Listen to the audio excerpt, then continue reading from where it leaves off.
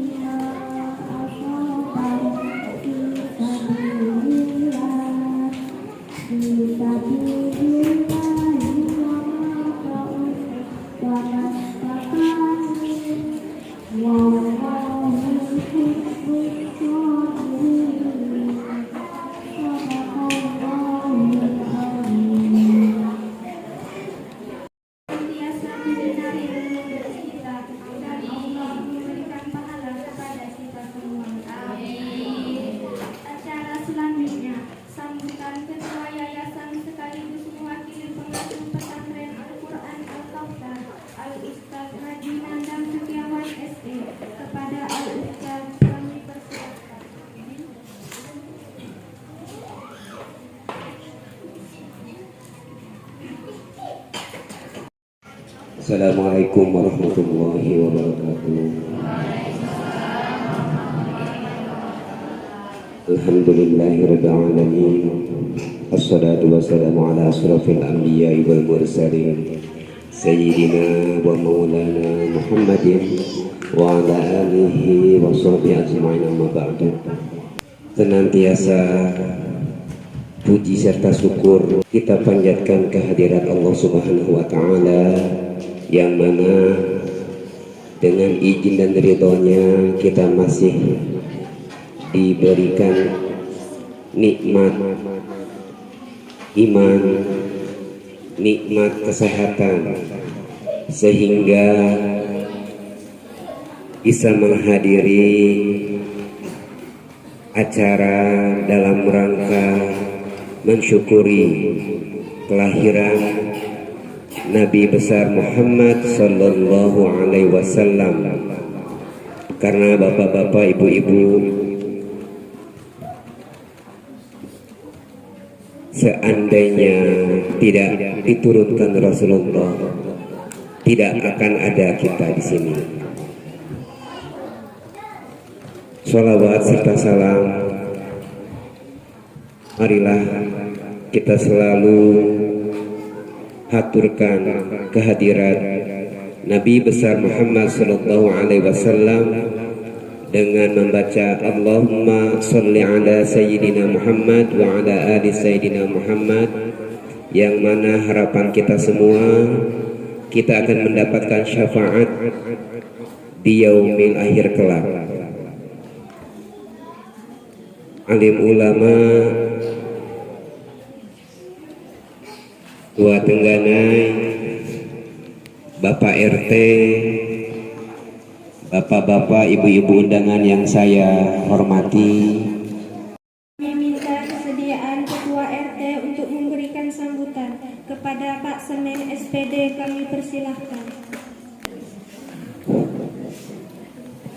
Assalamualaikum warahmatullahi wabarakatuh.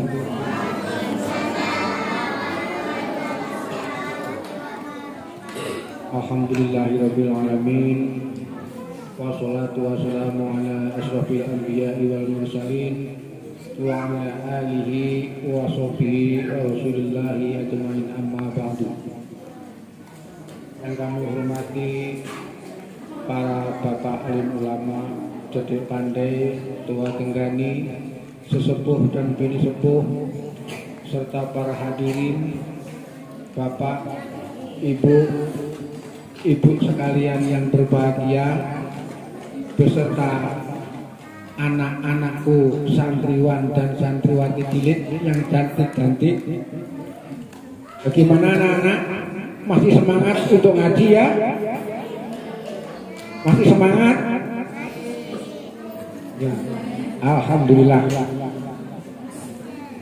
Kini tibalah acara puncak pada hari ini, yaitu Mau'izatul Hasanah yang akan disampaikan oleh Al-Mukarram Al-Ustadz Imam Ghazali SIFS KOMI. Marilah kita simak sama-sama penyampaiannya. Untuk itu kepada Al-Ustadz dipersilahkan. Assalamualaikum warahmatullahi wabarakatuh.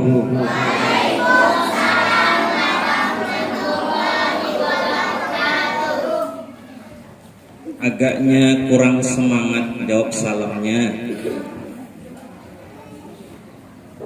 Jawab salamnya kurang semangat nih adik-adiknya nih. Apa ngantuk ya? Ngantuk ya? Tidak. Mau pantun dak? Mau pantun dak? Mau. Oke. Haji Sulam jualan kopiah. Belum lagi. Yang beli Pak Son Haji. Jawab salam saya kurang meriah. Saya ulangi sekali lagi. Baru cakep gitu belum selesai ini. Assalamualaikum warahmatullahi wabarakatuh.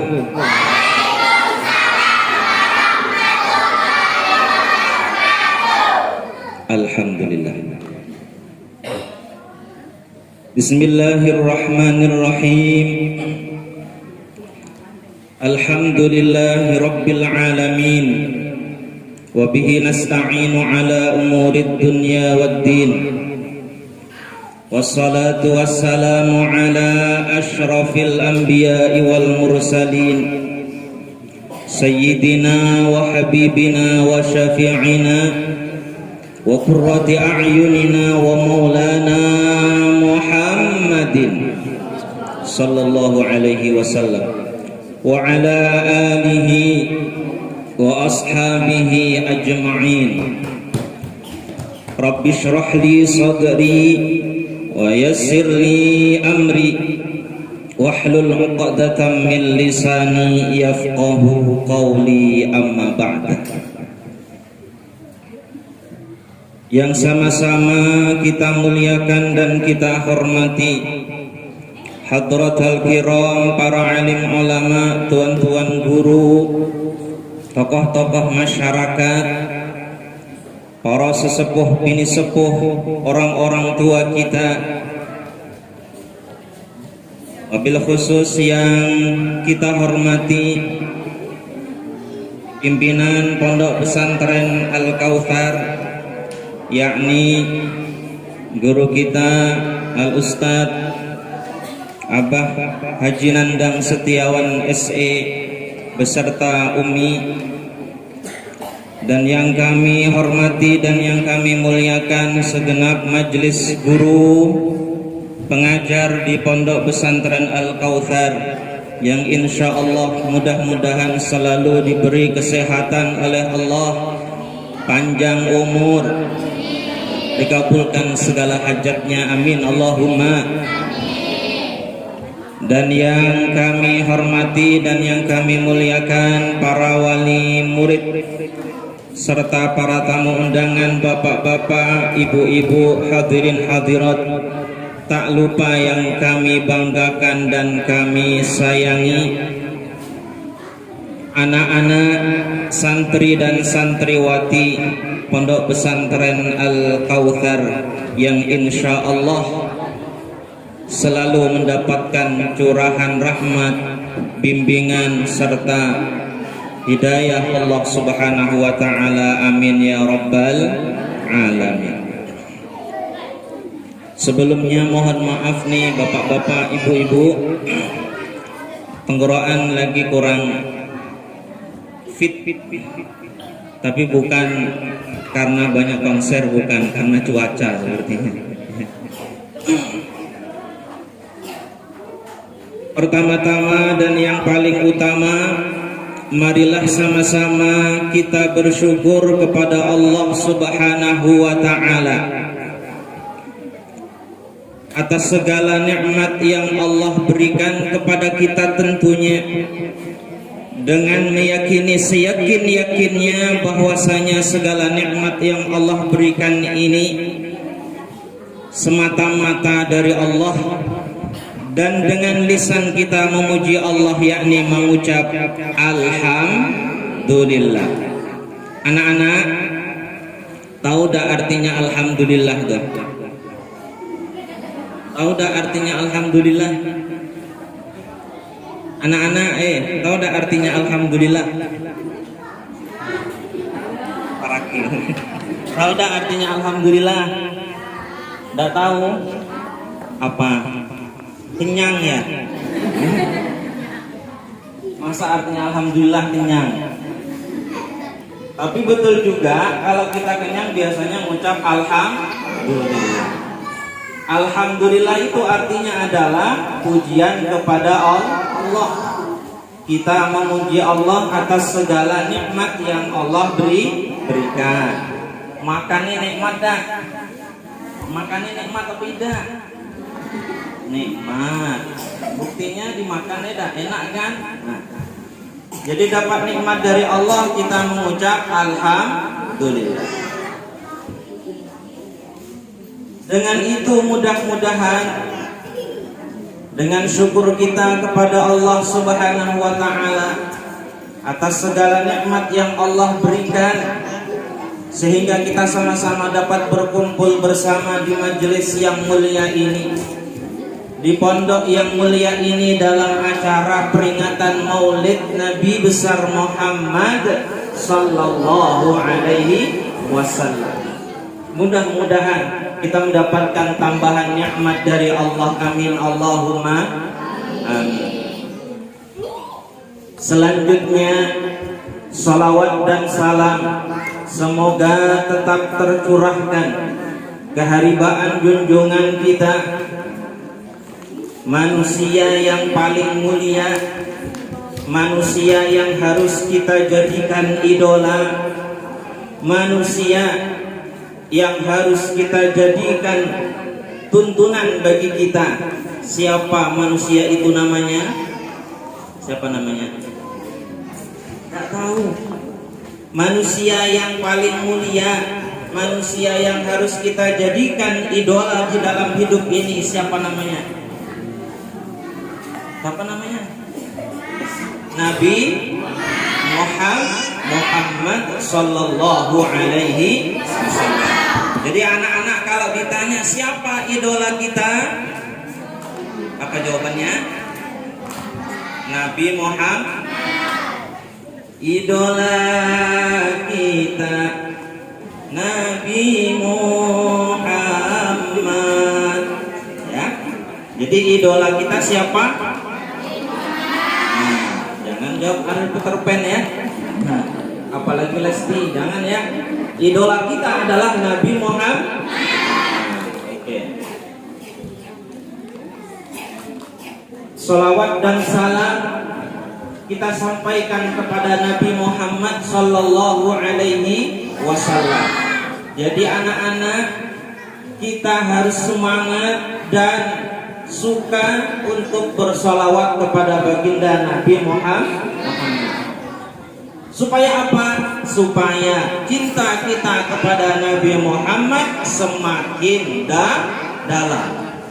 Kalau cinta kita semakin dalam, insya Allah kita akan dekat dengan baginda Nabi Muhammad, tidak di dunia ini, bahkan sampai di akhirat nanti. Sebagaimana beliau bersabda, man ahabbani kana ma'i fil jannah.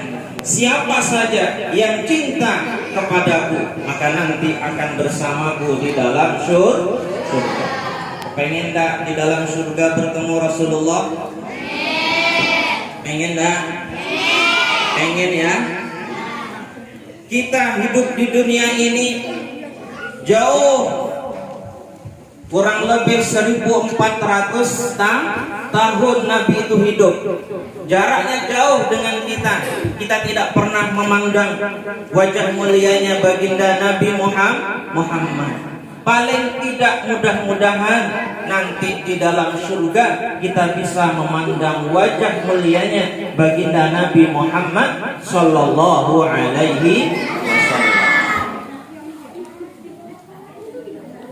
Man ra'a wajhaka yas'ad, man ra'a wajhaka yas'ad. Apa artinya?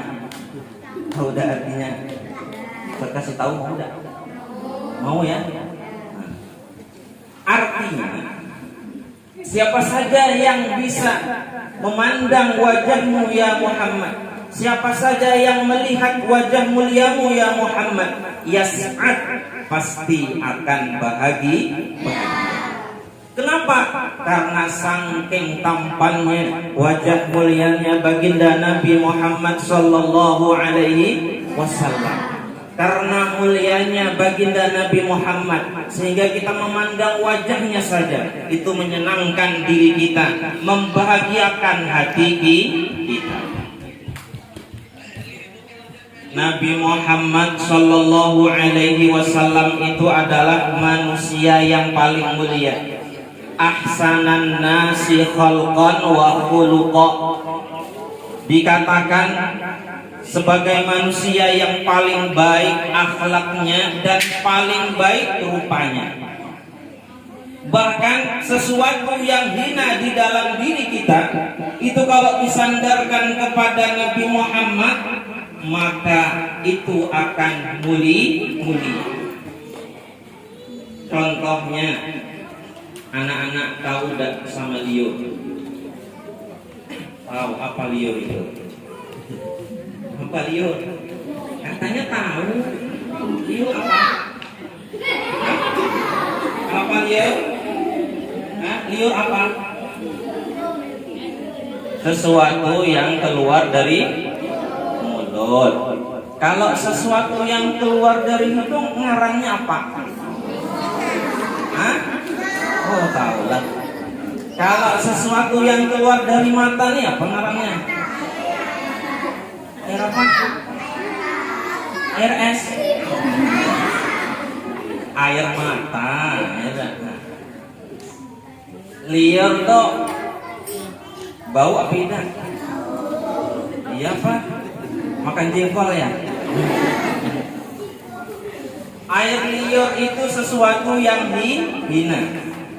Ada tak kawannya beliau anak nadahi pakai tangan? Mau tak? Tak mau? Tak mau. Tapi kalau air liurnya baginda Nabi Muhammad sallallahu alaihi wasallam itu ditadahi oleh separa sahabat. Bahkan liurnya baginda Nabi Muhammad bisa menjadi obat. Jadi sahabat tak sungkan-sungkan ngambil liurnya baginda Nabi Muhammad. Di dalam riwayat disebutkan, mau tak dengar cerita nih? Mau ya? Dalam satu riwayat dikisahkan bahwasanya ada seorang sahabat yang bernama Bashir bin Aqrabah, kalau tak khilaf namanya. Itu datang kepada Rasulullah. Jadi Bashir bersama ayahnya datang kepada Rasulullah. Sampai kepada hadapan Rasulullah, lalu Aqrabah ini ditanya oleh Nabi, wahai Aqrabah, siapa yang bersamamu itu? Dijawabnya, ini putraku ya Rasul, namanya Bahir. Namanya siapa? Bahir. Lain Bahira ya. Bahir. Lalu dipanggillah oleh baginda Nabi ke sini nak. Yuk dekat sini. Lalu diusap-usap kepalanya Bahir tadi itu. Ditanya oleh Nabi, "Nak, namamu siapa?" "Bahir ya Nabi." Bukan Bahir, tapi Bashir. Jadi namanya tadi itu diubah oleh Rasulullah. Asalnya Bahir diubah menjadi Bashir. Kalau Bahir itu asal maknanya orang yang bingung, diubah oleh Nabi menjadi Bashir. Artinya adalah pembawa kabar gembira. Lalu mendengar Nabi mengubah nama tadi itu menjadi Bashir, dia pun ingin mengatakan Bashir. Ternyata kaku lidah Bahir tadi itu, ingin mengatakan Bashir tak bisa. Ternyata dia termasuk anak, termasuk orang yang bukan pilat, ngalih nyebut shin, susah menyebut huruf shin. Di depan anak-anak sebagian anak yang istilahnya memang apa istilah dalam kesehatan ya, susah menyebut huruf. Biasa yang masyhur kan pilat. Kalau pilat itu istilahnya tak bisa nyebut huruf ro. Mestinya huruf ro itu ibu-ibu nyebutnya itu ujung lidah sama langit-langit. Ujung lidah ditempelkan langit-langit bagian depan. Dia nyebutnya di tenggorokan sini. Ro. Itu pilat. Jadi ujung lidahnya itu tak bisa untuk nyebut huruf ro, itu namanya pilat. Kalau ini nyebut shin payah. Akhirnya oleh Rasulullah dibuka mulutnya, lalu diludahi oleh baginda Nabi Muhammad sallallahu alaihi wasallam. Nah, dibuka mulutnya, coba buka mulutnya. Tidak usah ludahi dah. Diludahi oleh Rasulullah Muhammad sallallahu alaihi wasallam. Apa yang terjadi? Alhamdulillah, berkat kemuliaan baginda Nabi yang Allah berikan, ternyata anak tadi itu yang bernama Bahir diganti Bashir sudah bisa menyebut huruf shin. Asalnya susah nyebut huruf shin, lalu bisa. Alhamdulillah, berkat liurnya baginda Nabi Muhammad. Jadi dalam peristiwa ini jadi dalil bahwa kita diperbolehkan tabarrukan dengan orang-orang soleh. Kalau anak baru lahir, bayi itu jadi boleh istilahnya tahnik tadi itu, bahkan disunnahkan kita melakukan tahnik, minta dikunyahkan, istilah kalau kurma minta dikunyahkan oleh orang saleh, lalu kita tempelkan ke langit-langit sambai. Mudahan dapat berkas solehnya orang yang soleh. Nah ini liurnya Nabi mulia, karena liur itu disandarkan kepada Nabi Muhammad. Kalau liur disandarkan kepada ustaz, tidak mulia, karena tidak ada yang nadahi. Ya, siapa yang nadahi? Ya. Kemudian ada riwayat juga ketika Sayyiduna Ali bin Abi Thalib, beliau dikasih amanah oleh baginda Nabi Muhammad untuk menyampaikan suatu pesan, dan ini tidak bisa dikerjakan dengan terang-terangan, harus sembunyi-sembunyi. Akhirnya beliau itu berjalan kaki 3 hari 3 malam, dan alhamdulillah sukses, amanah disampaikan sampai pulang bertemu Rasulullah. Cuman ketika ingin bertemu Rasulullah, beliau ini sakit kakinya. Kenapa ada sakit kakinya? Karena kakinya pecah-pecah, karena banyak berjalan di padang pasir. Panas padang pasir itu membuat kaki Sayyiduna Ali pecah. Akhirnya karena Nabi Muhammad sangat mencintai sepupunya ini dan sahabatnya, bahkan jadi mantunya, lalu beliau mendatangi Sayyidina Ali dan meludahkan liur mulianya beliau ke tangan Sayyidina Ali, ke tangan beliau, lalu beliau usapkan kepada kakinya Sayyidina Ali. Setelah itu kaki beliau sudah tidak sakit lagi, sembuh sakitnya karena liurnya baginda Nabi Muhammad.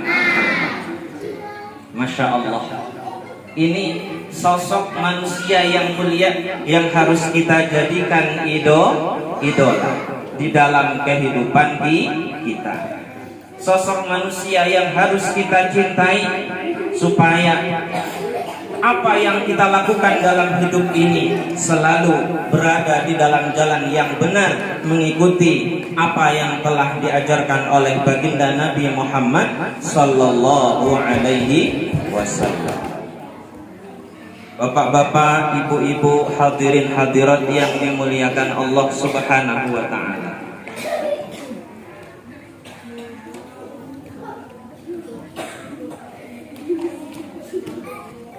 Melihat anak-anak yang ada di depan kita, Masya Allah, kalau melihat seperti ini, insya Allah generasi kita akan terjaga, generasi kita akan menjadi generasi yang soleh dan solehah, insya Allah.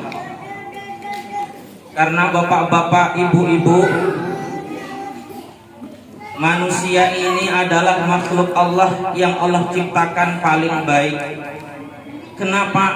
Karena kata baginda Nabi Muhammad, ada 4 perkara, yang mana 4 perkara ini merupakan mutiara yang dapat menghiasi manusia itu. Ketika 4 perkara ini ada di dalam diri manusia, maka 4 perkara ini akan menghiasi manusia. Istilahnya memanusiakan manusia. Karena kata Al-Imam Al-Ghazali, lain kami Bu ya, namanya sama. Kata Al-Imam Al-Ghazali, manusia itu ada 3 golongan. Ini istilahnya hasil kesimpulan beliau dalam mengamati sosial itu. Manusia itu ada 3 golongan. Ada kalanya manusia itu taubahnya seperti binatang yang buas, yang kerjaannya ialah membahayakan orang lain, seperti harimau, singa, binatang buas itu. Kemudian ular. Ini ada baru-baru berita di Terjun Gajah kemana tuh? Orang yang dimakan ular sawah. Manen karet, naudzubillah, dia kena musibah dimakan ular sawah. Ini ada manusia yang seperti ini. Kerjaannya apa anak-anak? Membahayakan orang lain. Ini jangan kita turuti. Golongan manusia yang kedua, taubahnya seperti benda mati, seperti batu ataupun kayu misalnya. Artinya manusia ini tidak membahayakan orang lain dan tidak menebar manfaat untuk orang lain. Yang ketiga, singkat-singkat aja. Manusia yang paling baik dari yang terbaik, yaitu manusia yang kerjaannya adalah menebar manfaat untuk orang lain dan tidak bisa membahayakan orang lain. Maka kita sebagai umatnya baginda Nabi Muhammad harus bisa menjadi golongan yang terakhir tadi, yaitu manusia yang selalu menebar manfaat untuk orang lain dan tidak sekali-kali membahayakan orang lain. Jadi kata baginda Nabi, 4 hal menjadi mutiara bagi manusia. Yang pertama adalah akal. Akal ini anugerah Allah Subhanahu wa taala yang dapat menjadikan manusia yang baik. Kalau akal itu digunakan untuk hal yang baik. Makanya bapak-bapak, ibu-ibu, anak-anak yang ada di depan kita ini adalah investasi kita. Generasi yang harus kita didik. Dia punya bekal, Allah kasih bekal dia akal. Maka akal inilah yang dia bisa gunakan untuk menuntut ilmu. Maka kata Syekh Az-Zarnuji, salah satu mensyukuri nikmat akal itu adalah thalabul ilmi, menuntut ilmu. Maka sejak kecil inilah kita mulai didik dia untuk menuntut ilmu. Ilmu dunia dituntut bagus, lebih-lebih ilmu akhirat itu harus dan wajib dituntut. Sejak kecil ini kita ajari. Cuman ini harus berkelanjutan, ibu-ibu. Anak kita ini di dalam menuntut ilmu agama itu harus berkelanjutan. Jangan hanya misalkan ada metode bagus, belajar Al-Quran 2 tahun, 3 tahun hatam Al-Quran. Setelah hatam kayak merasa sudah cukup. Akhirnya anaknya tak dipondokkan lagi, tidak diantar ke tempat pendidikan Al-Quran ataupun madrasah, karena cukup dia sudah pandai baca Al-Quran. Jangan, karena dia butuh hadir terus di dalam majelis ilmu. Ketika dia hadir di majelis ilmu, di pondok pesantren ataupun madrasah, itulah yang akan selalu membimbing dia untuk menjadi anak yang soleh dan soleh. Kadang-kadang penyakitnya sekarang nih, udah hatam Al-Quran, artinya tak ngaji lagi. Padahal membaca Al-Quran itu harus dijadikan amalan. Kita membaca Al-Quran itu tidak hanya sekedar belajar 1 kali hatam terus berhenti, tetapi Al-Quran itu harus kita jadikan sebagai amalan kita, harus kita jadikan sebagai sesuatu yang dekat dengan kita. Kita baca terus, setiap hari kita amalkan membaca Al-Quran. Maka anak-anak yang ada di depan kita ini kita arahkan terus supaya dia mencintai Al-Quran. Ini modal akal tadi itu yang harus kita gunakan sebaik mungkin untuk mendidik anak-anak kita menjadi generasi yang Qurani, anak-anak yang saleh dan saleh. Tentu untuk mewujudkan generasi Qurani ini perlu kerjasama di antara kita. Guru yang ngajar dengan begitu susah payahnya, itu bagian dari amal saleh yang dilakukan oleh seorang guru. Maka kita bukan sebagai orang tua juga dikasih peluang oleh Allah untuk beramal saleh juga. Apa itu? Menghidupkan, ikut serta menghidupkan pondok pesantren ataupun madrasah yang sedang dijadikan tempat anak kita menimba ilmu. Misalnya, ibaratnya kata pepatah ataupun perumpamaan, madrasah itu taubahnya seperti tungku.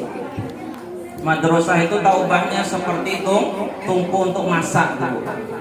Di rumah ada tungku untuk masak, Bu? Kompor lah, Bu. Kompor. Taubahnya kompornya. Lalu kalau kita nak masak air tadi itu harus ada pancinya. Kalau nak masak air, masukkan air. Kalau nak masak teh, masukkan teh. Kira-kira bisa tak masak teh tadi itu? Bisa tak mendidih air tadi itu kalau tak ada gasnya, Bu? Bisa tak, Bu? Kalau tak ada gasnya bisa tak masak air tadi itu? Nah, gasnya tuh ibu-ibu lah, para wali santri. Gasnya tuh guru itu panci. Madrasah sudah tungkunya, pancinya guru tadi itu. Nah, air yang dibuat itu adalah perumpamaan anak-anak kita. Nah, guru tadi itulah yang akan menyetir anak kita itu menjadi anak soleh dan oleh karena itu kita butuh yang namanya kerjasama.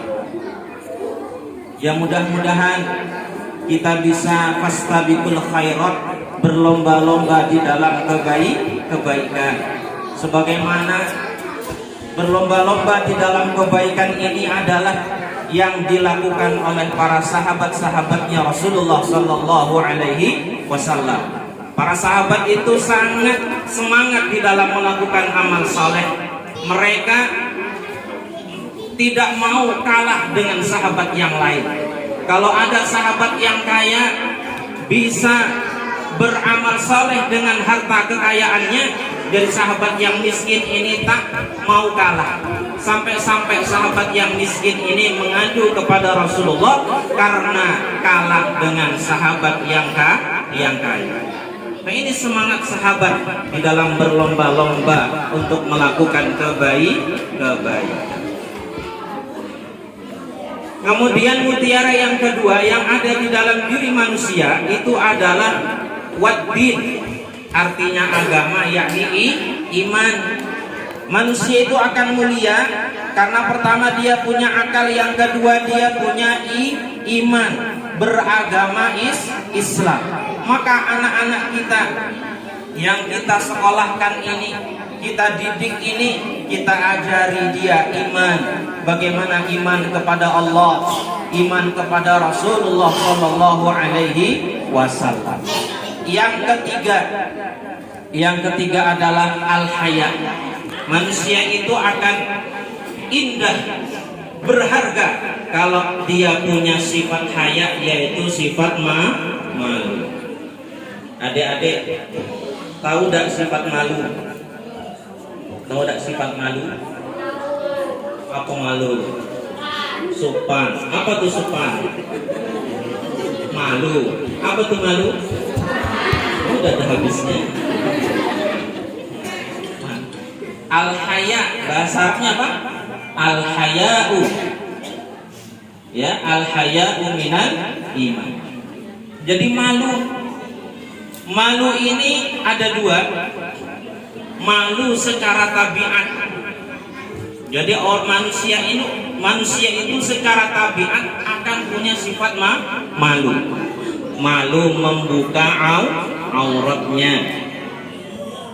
Jadi secara tabiat dia akan punya sifat malu seperti malu membuka aurat. Tahu dah aurat anak-anak? Apa? Ibaratnya sampeyan nih anak-anak nih berjalan di jalan tuh udah pakai selawar, sopan kada? Nah, itu namanya malu secara tabiat. Ada malu yang bersifat imani. Nah, inilah yang harus betul-betul juga kita bentuk anak-anak kita itu memiliki haya imaniyun. Malu yang bangsa iman, artinya malu kalau dia maksiat kepada Allah Subhanahu wa taala karena takut kepada Allah. Kemudian yang keempat, wal amalus saleh, amal saleh. Jadi amal saleh juga merupakan hiasan manusia. Orang itu akan bernilai, berharga tentunya di sisi Allah kalau dia selalu melakukan amal saleh. Seperti golongan yang terbaik tadi itu, yaitu golongan yang selalu menebar manfaat kepada orang lain dan tidak sekali-kali membahayakan orang lain. Maka amal soleh yang dapat kita lakukan banyak hal. Tadi disampaikan di sini juga ada majelis ta'limil Quran untuk ibu-ibu. Alhamdulillah. Berarti ibu-ibu walaupun sudah ya bisa dikatakan usianya lumayan, tapi tetap mau belajar Al-Quran. Saya kasih jempol Bu ya. Berarti memang itu yang harus kita selalu memperbaiki apa yang kita miliki, terlebih tentang agama. bacaan Al-Quran. Karena utlubul ilma minal mahdi ilal lahdi, tuntutlah ilmu mulai buayan sampai ke liang lahat. Itu perintahnya, Bu. Jadi kalau kita selalu menuntut ilmu itu, kita misalkan belajar Al-Quran, merasa bacaannya belum benar, kita belajar Al-Quran tetap walaupun sudah tua. Ya tidak apa-apa lah. A-I-U-Ba ya. Sambil belagu-lagu lah sikitnya dah. A-I-U-Ba. Artinya belajar makhraj. Karena kita sholat baca Fatihah. Fatihah itu merupakan rukun sholat. Jadi kalau kita belajar, selalu belajar, walaupun mungkin tak benar, Bu, belum benar maksudnya, belum sempurna, ya mudah-mudahan karena kita tetap belajar, kesalahan atau kekurangan itu dimaafkan oleh Allah Subhanahu wa Ta'ala. Tapi kalau ada kesempatan belajar tak mau belajar, ada kesempatan belajar tak mau belajar, bacaan Fatihahnya tak bagus, bisa dikatakan malah menyebabkan sholatnya tidak sah, dia tak mau belajar. Nah itu nanti dikhawatirkan sholatnya diterima atau tidak. Kenapa? Karena salah sendiri, tidak mau belajar. Sudah ada dikasih kesempatan untuk belajar, tapi tak mau belajar.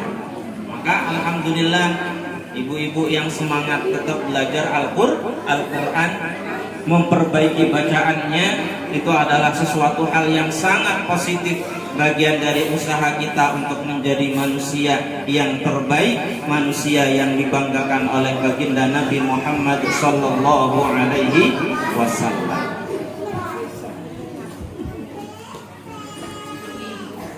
Lanjut dah. Mana tanya? Lanjut tidak? Lanjutkan adanya ya. Pernah juga nih kesini kesitu. Para ustadz dan ustadzah, bapak-bapak, ibu-ibu, hadirin hadirat yang dimuliakan Allah Subhanahu wa Ta'ala.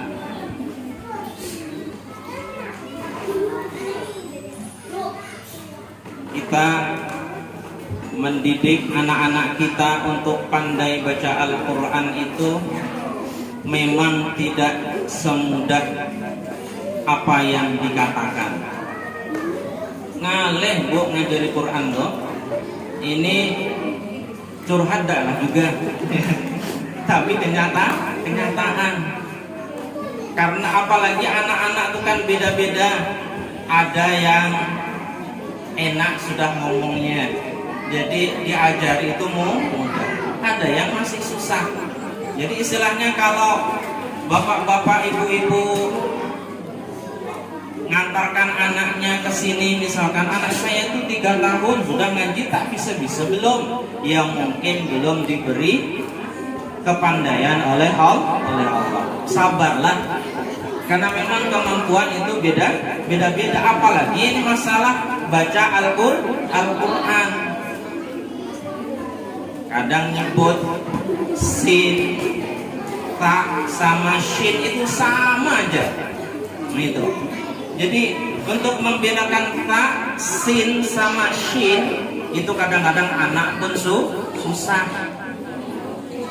Belum lagi antara hamzah sama ain. Hamzah sama ain kadang-kadang anak susah membedakan. Itu butuh proses. Makanya kalau anak sudah hatam Al-Quran, tetaplah kita suruh dia belajar Al-Quran supaya bacaannya semakin hari semakin baik. Karena belajar Al-Quran itu prosesnya panjang. Itu Bu ya. Nah, demikianlah kiranya yang dapat kami sampaikan. Mudah-mudahan apa yang kami sampaikan ini dapat kita pahami dan kita amalkan dalam kehidupan sehari-hari. Terima kasih atas segala perhatian. Mohon maaf atas segala kesalahan dan kekhilafan. Akhirul kalam, wallahul muwaffiqu ila aqwamit thariq. Assalamualaikum warahmatullahi wabarakatuh.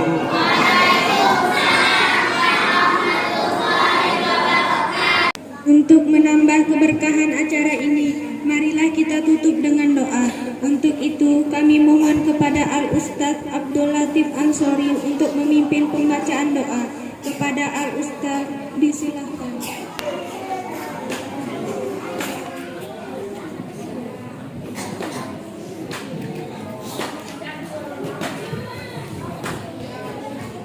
طلبا لرضا الله ولشفاعة رسوله وبركة وسلامة في الدين والدنيا حتى الآخرة.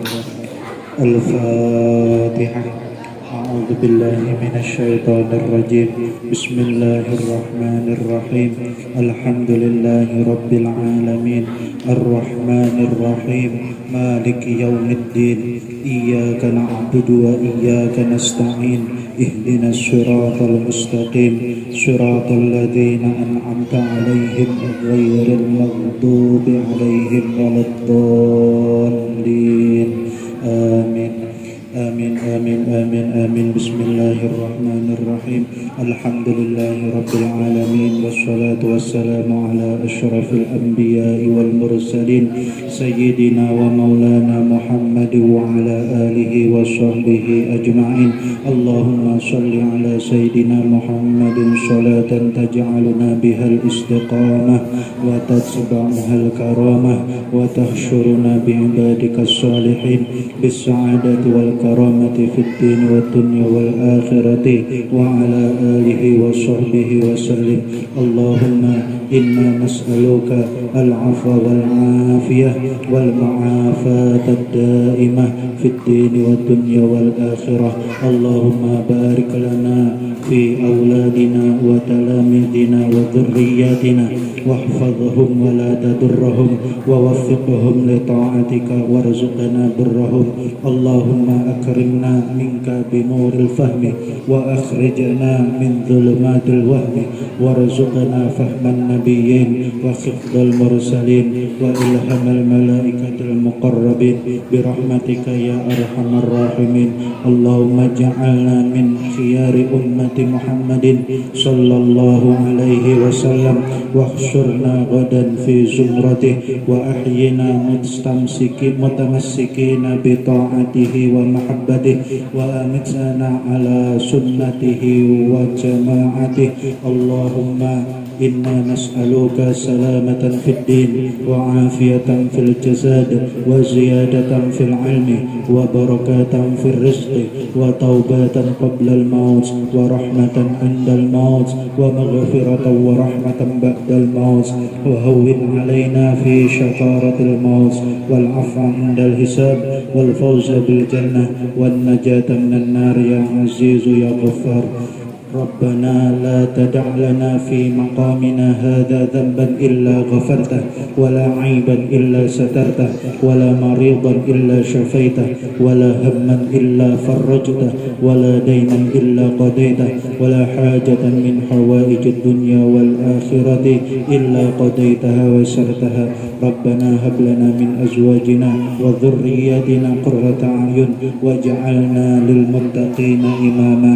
ربنا آتنا في الدنيا حسنة وفي الآخرة حسنة وقنا عذاب النار. وصلى الله على سيدنا محمد النبي الأمي وعلى آله وصحبه وبارك وسلم. سبحان ربك رب العزة عما يصفون وسلام على المرسلين والحمد لله رب العالمين. تقبل الله منكم.